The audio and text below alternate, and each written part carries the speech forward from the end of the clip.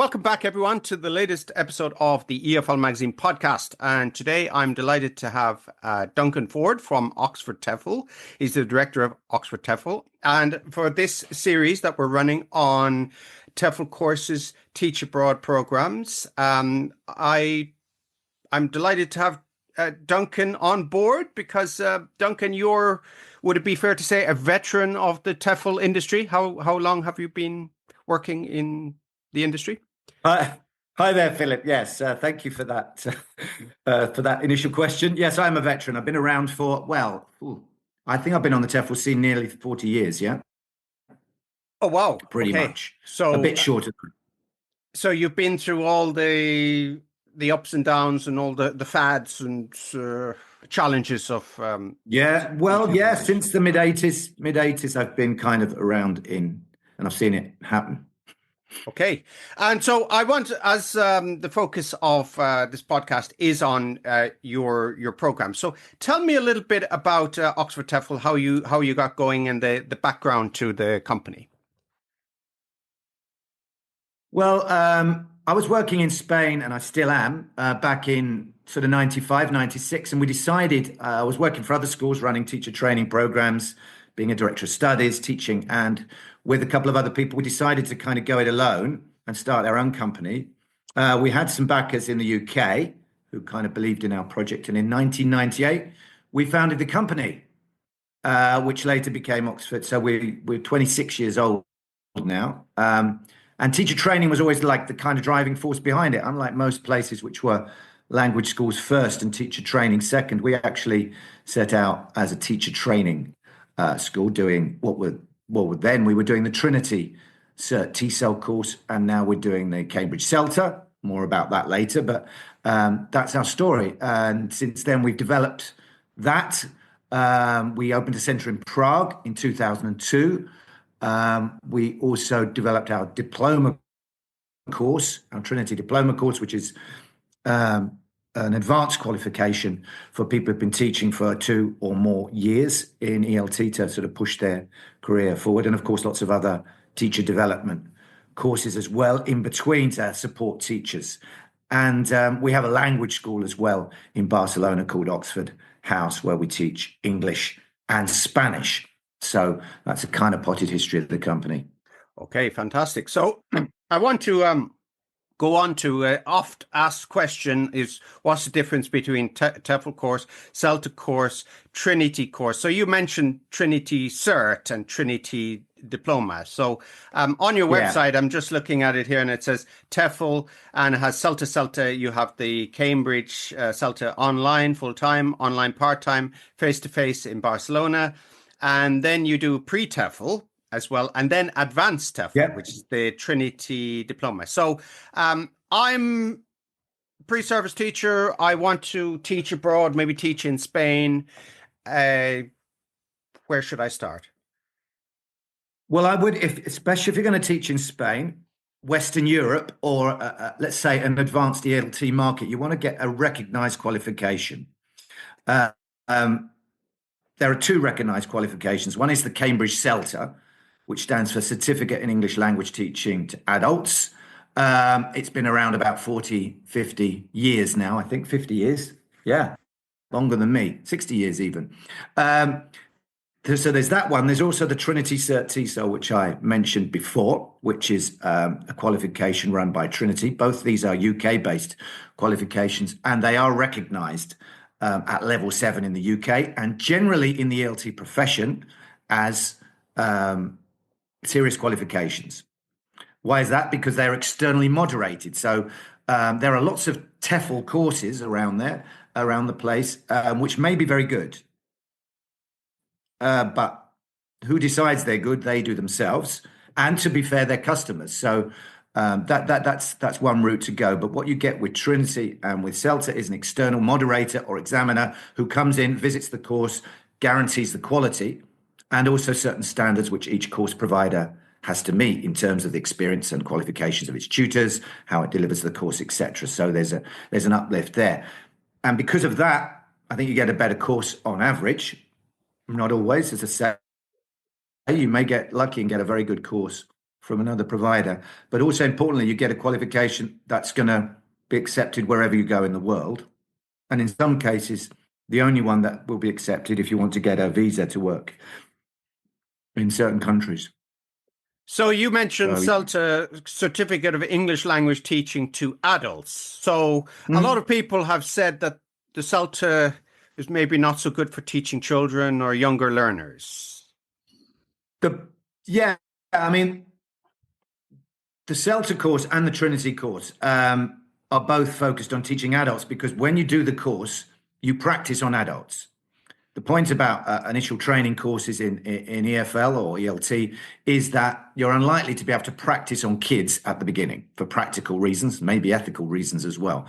So your students, you're practicing the context, you're learning the skills and the craft of teaching, as in teaching adults. So that's what you're going to come out of when you finish that course, which is around about 150 hours. You can do it 4 weeks intensive or 5 weeks intensive or 12 weeks or sometimes even 24 weeks. But that's kind of how it works. And that's what those courses are characterized by a minimum of 6 hours observed teaching with adults. Now, what most providers will do, well, some providers, and certainly we do, is add on to that some option to do some young learners training as well, but not with young learners. It's still kind of theoretical. So the CELTA, what it does is will get you your first job. If you work for a good school, they will help and support you teaching young learners and give you further observation because in any case, a CELTA course is just a kind of apprenticeship. You really need to learn the job in your first year, 2, 3 of teaching. So that's kind of how it works. There isn't really an initial qualification where you say, I only want to teach kids, so I'm going to do a kids qualification. It sort of doesn't work that way. The gateway goes through this more generic course. And let's be honest, 80 or 90% of what you learn on that course will be applicable to kids because it's about how people learn, how you motivate them, how you organize a class, how you make it interesting. It's not that necessarily that different. But your experience teaching kids or teenagers will come later. Okay, you mentioned you can do it in different blocks, can't you? You can do it over 5 weeks, 12 weeks. I know in other countries, Yeah. some providers they do it over maybe 6 months or something similar to that. There's a place in Uruguay you can do it over 2 years, Philip. I found. Really? I don't know if it still exists. 2 years, yeah. 2 years. Wow. Sort of So about well, I think it's about 2 hours a week or 2 hours a something. week. But Wow. very, very much. Yeah. But Yeah. that's So extreme. The norm is 4 or 5 weeks intensive, or say 12 weeks, something like that for a part-time. okay. So some people they hear the stories of the CELTA that it is very intensive and they feel a little bit intimidated by that. And maybe that might, they might have some hesitancy about, signing up for a course Yeah. that's so intensive. So what would you say to somebody?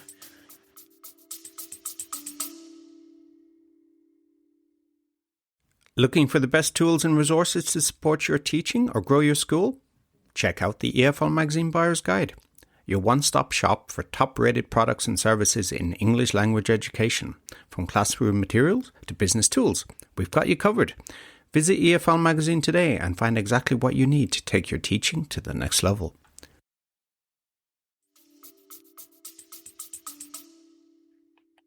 Well, first of all, absolutely. If you are apprehensive or thinking that, that's actually a good thing because teaching isn't easy. And the course isn't easy. And especially the intensive version, there is a sense that it's a bit of a boot camp, and you need to be committed to doing that. It's a lot of fun as well. It's really satisfying. You learn tons, whatever you do with it. But I think it's right to understand, what you're letting yourself in for, because like in all things, consent is important, and you don't want. So what you'll find with most courses, and certainly with our courses, is in order to be admitted to a course, you'll have to do an application form, which is quite detailed. You'll have an interview, which is about 30 minutes with one of our tutors or one of our members of staff that will really help you understand what the challenges of the course are. You'll get to ask questions, and by the end of that, you'll be able to make an informed decision and take the plunge, as it were, because it is a bit of a plunge, but to say once the pass rate once we get people on the course is about 95% or more. So I think our filter is pretty good. That's not to say some of those people don't pass without some degree of sweat and blood and tears through the 4 weeks, but I think that's a testament to how useful and practical the course is. You're teaching, you're in front of students, maybe for the first time. Yeah, it's bound to be a little bit stressful, let's say, or challenging. Okay, thank you for that. I'd like to know, could you walk us through the TEFL training process? So what happens from initiation, for the want of a better word, through the course and at the end, and how it's assessed? Is it continually assessed, or is there final exam? How does that work? I think the key element, which can surprise some people, is we plunge you in at the deep end. To go back with that metaphor, yeah. On day one, you observe an experienced teacher, probably your tutor, teaching the group of students that you're going to teach, and on day two, you're teaching them. There's not this idea of, well, we're going to spend some time doing all the theory and then practice it. You're right in there, doing it, learning through doing. Of course, that's guided. And at the beginning, you'll be doing short slots, maybe 15 or 20 minutes with the students, and you build up to 1 hour over the course of 4 or 5 weeks if you're doing it intensively. But that's the first principle. You learn by doing. And the course is very much driven by that, the teaching practice and the feedback. So you're in a group of 4 or 5, maybe 6, maybe 3. You take turns to teach. A tutor is observing you and sometimes teaching themselves. And then afterwards, you gather together and you discuss what happened. You talked about how it went, how things could be different, what you need to improve. So it's very much a practical learning to ride a bike type approach. Obviously, we add to that what you might call theory, the things you need to know about the English language you're teaching. For a lot of people, that's the grammar, because they don't really know it from their own education, or at least they don't understand how to explain English grammar to a learner because they've never had to do it, about the pronunciation of English and how that works. And of course, some basic ideas of classroom management, how to teach the skills, reading, writing, speaking, listening, what kind of materials to use, how to use technology in the classroom, and that kind of thing will come as well. But it's all kind of learning through doing, really. The assessment, I think, yes, there are 5 parts in the CEL. So the main one is the teaching practice. So during the course, each of the teaching events will be assessed. And at the end, that's how you pass, by kind of meeting the standard in all the times you teach. In addition to that, there is some written work. You do some projects where you profile a student, do a one-to-one class, you create some materials, you write about grammar and language, so you demonstrate that you can do those things as well. But it's all continuous. There's no old-fashioned sit down, pen and paper moment in the course. It's done like that. And Duncan, would you be able to share a memorable success story from someone who has taken your program? A memorable success story. Whew, you kind of caught me there. Should have prepared that. Let's see. There have been thousands of people who have done the course over those, I'm talking about 25, 26 years with us. The memorable success story. I mean, I always think of we also, apart from having a school in Prague, we did kind of collaborate and have a co-project with a school in Kerala in India. And I always personally, I think this is one of a kind of memorable story for me, because it was quite difficult to set up a school there. There were lots of social taboos about women doing the course, for example. Their husbands didn't like it in some cases, although this was in the south of India. And this was 10 years ago or so, 15 years ago we started it. And I remember the first course, there were 6 people on the course. Well, there were supposed to be 6. And on the first day, a woman came in and she said, well, I'm going to drop out of the course. And we said, why? She said, well, my husband doesn't want me to do it. We said, why? She said, well, because there'll be male students in the class and the tutors are male, or something like this. So it wasn't a good situation. And she was devastated. However, that school has flourished and continued. That wasn't a success story for her, but it inspired us to continue. And now they are training at least 100, 150 people a year to teach. Many of them are women, and their kind of lives are changing because of that course. And I think their students' lives are changing because they're able to kind of reassess the way the teaching is. They're being able to teach in a more dynamic and interesting way. And I think that was a success because it's very transformational at a kind of global level. Of course, there are individual stories as well. I can't think of one now. There are so many of people who've come and change their lives through doing the course, um, and going on to travel the world and be somewhere else and be somebody else. I mean, it's almost like with when you travel, you may know this because you know you're in Japan now. You didn't start there, I imagine. No, I started in UK So and then I went to it's a China kind and of now end thing. up here. Yeah, so that's yeah, we've all been on these Right, exactly. So yeah. it's almost like you probably think like me. Sometimes it's like an identity change, isn't it? Yeah.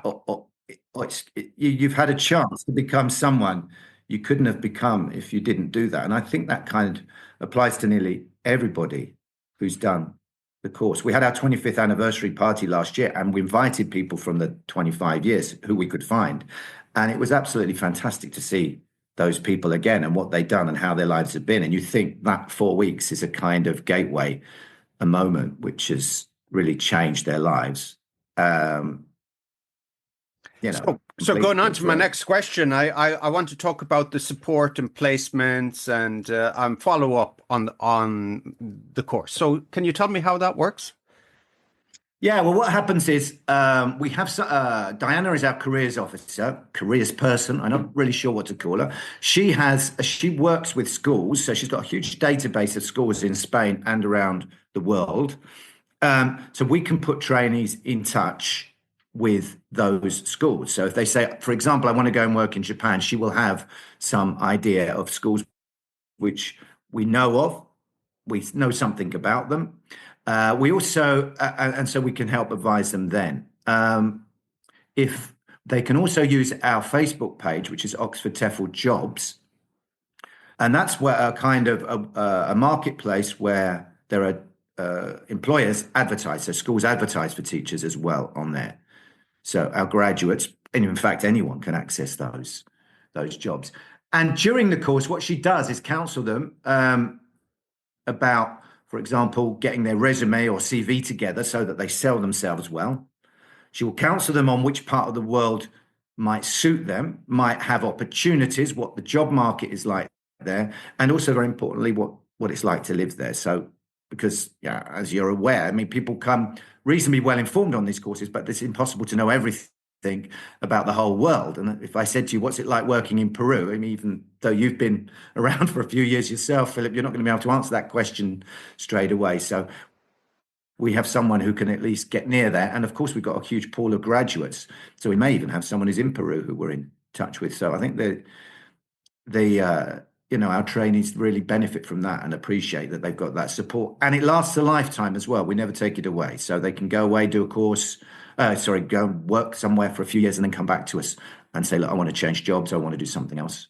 Or I want to do another course. I mentioned earlier that people who stay teaching English often want to take the next step, which is the diploma course for experienced teachers and develop their career that way.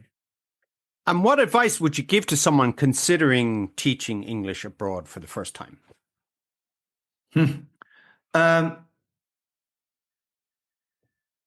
Guys, it depends a little bit on their reasons. I'd want to know why what their expectations are. I mean, I think once you've made that decision, give it a go. What's the worst that can happen? Nothing terrible. It's going to be a great experience. Not everybody continues doing it. I mean, English language teaching is still a job that sometimes people do for 1, 2, 3, 4, 5 years, and then they do something else. That's fine. Or you can do it for longer. Just, I think, enjoy the adventure, be positive and be open about it, be patient, be prepared to suffer a little bit. It's tough. It's tough living in another country. It's tough teaching, but it's tremendously rewarding. It can be a lot of fun as well, and it's sort of alluded to before. It can kind of change your identity a bit, or at least develop your identity. You may learn another language. You learn to live in another culture. You find out different things about yourself as well as about other people. So I think, yeah, go for it would be my my advice. Thanks for that, Duncan. Just a few more questions. And I just want to know the impact of technology on teaching in the past few Hmm. years, past 5 to 10 years. How has it impacted? Of course, there are lower resource classrooms, aren't there? It depends where people are placed. But then there are people, they have access to all types of technology and smart boards. How has it changed? the way people teach? 10 years. I think the real game changer, which happened about 5 years ago in COVID, was online teaching. The Zoom class, basically.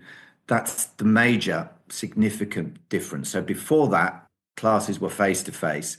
And now a lot of people are opting because of the flexibility of having that experience of being with another person, but the convenience of doing it from home, just like we are now on a Zoom call, you know. And that is a lot of teachers now find at least part of their timetable may be teaching online. And in fact, the majority of our trainees on our CELTA course are now online. They do the course 100% on Zoom, and that's about 2/3 of our total number of trainees each year doing that. And that reflects a change. So yeah, 10 years ago, a teacher's job would be 100% in a classroom somewhere. And now on average, I would say it's much less than that. That's the main thing. I mean, people are talking about AI and other things. We don't know yet what's going to happen exactly with that. And it's obviously making teachers think about what value they add in the classroom and delegating to AI sort of grunt work. But then that's always been the case. I mean, there's been websites with gap fill exercises and games and apps like Duolingo around for quite a while. So that complement to language learning is different. The actual life in the classroom of students and teachers, I don't think has changed tremendously in the last 10 years. If you walk into a classroom in Tokyo or in Barcelona, I don't imagine you'd see anything much different to what you'd have seen 10 or even 20 years ago. Obviously, the tech might look a bit more up to date and work a bit better, but basically it's kind of similar. Yeah, Japanese schools don't really do tech. People think it's the opposite, don't they? But that's how it works. So Yeah. I want to ask you, what is the most underrated skill for a TEFL teacher? Yeah, I think it's their ability, the human element of being able to understand other human beings. The teacher as therapist and coach. In fact, as far as I can tell, it's not rated at all. Um, or if it is, it's given very little importance in favor of ability to do procedural things, to be accurate, to know about language, which are obviously all important. But from the point of view of being a student myself and observing loads and loads of classes in my long TEFL life, it's very important that there is a connection. And the teacher's ability to connect with their students is what's going to keep them coming, I think, or it's what the main reason they're going to come. And that can be learned. It's not, I'm not trying to say that that's some kind of natural charisma or anything like that. That can be learned and trained. But I think in the training courses we have, and sometimes in our own professional habits, we don't acknowledge that sufficiently or train teachers for it. And it's going to be actually more important in the future, because if AI can do a lot of stuff, the teacher's going to think, well, what can I do? And what's human is what we need to help them do, to be different to a machine, do what a machine can't do. And machines know stuff. So knowing stuff isn't quite as important as it used to be in olden times. Yeah, or as Groucho Marx said, if you can fake sincerity, you've got it made, isn't that right? So Exactly. maybe AI will do that. I mean, there was a system, wasn't there? I think in the 70s. So I think it's still there online where you can. It's a what would we say, an AI, a primitive AI coach or a primitive AI counselor. Yeah. You can just put Yeah, your absolutely. problem People use it. people use it and have used it, and Right. it's been very useful for them. Yeah. Yeah, my son does that. He said, yeah, he goes on ChatGTP and he kind of asks it questions like it was a therapist. He said it's actually quite good. It's not bad. Must try that now that I've And I think, well, upgraded. Yeah, so teachers that we need to catch up and be able to help our students in that way as well, I think. great. So I'm going to wrap up the podcast today. Thanks again to Duncan Ford from Oxford TEFL for coming on the podcast. And Duncan, if if you've whetted the listeners' appetites for your courses and going on your courses, and of course teaching English abroad, what's the first step? How can they get in contact? Who do they? OxfordTEFL.com is the website, and everything will be there. Information about the courses, how to apply, how to get in touch if you've got questions. Remember, you can apply, do the interview, the whole procedure without paying any money at all, which is a great experience in itself to find out if if it's really for you or not, if you're in doubt. But go to oxfordtefl.com first of all and find out from there. Okay. And as you'll be able to see, we have all the links in the show notes. So please click there and have it as your reference. And Duncan, thanks again. Great. You're welcome.